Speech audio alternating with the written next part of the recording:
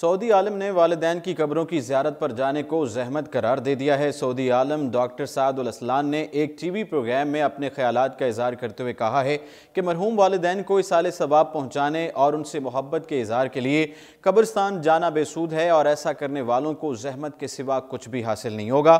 اولاد کے لیے مناسب عمل یہ ہے کہ وہ مرحوم والدین کو کار خیر، عمرہ، وقف اور خیرات کی صورت میں ثواب پہنچائیں۔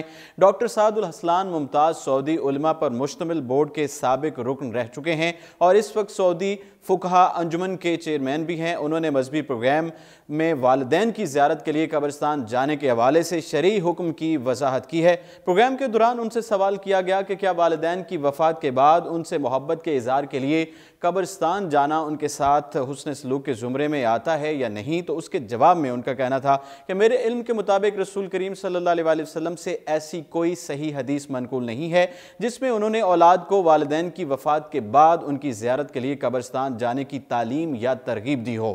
اگرچہ اس حوالے سے ایک ضعیف حدیث موجود ہے، بلکہ موضوع حدیث ہے جو یوں روایت کی جاتی ہے کہ رسول صلی اللہ علیہ وسلم کا ارشاد ہے، جس شخص نے میت کی زیارت کی تو اس کی روح اس کے جسم میں واپس کر دی جاتی ہے اور وہ سلام کرنے والے کے سلام کا جواب دیتی ہے اور زیارت کو آئے شخص سے انسیت محسوس کرتی ہے۔ تاہم محدثین کے نزدیک یہ حدیث من گھڑت ہے۔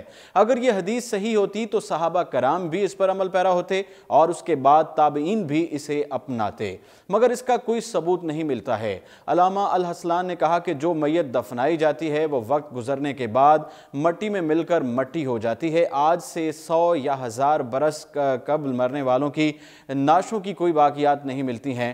صرف اللہ کی مشیت سے انبیاء کرام علیہ السلام اور صدیق و شہداء کا جسد خاکی زمین نہیں نگلتی ہے، ان کے سوا سب کی نعشیں مٹی بن جاتی ہیں۔ ان کا مزید کہنا تھا کہ بعض لوگ اپنی دانست میں والدین کے ایصال ثواب یا ان سے محبت کی خاطر قبرستان جاتے ہیں۔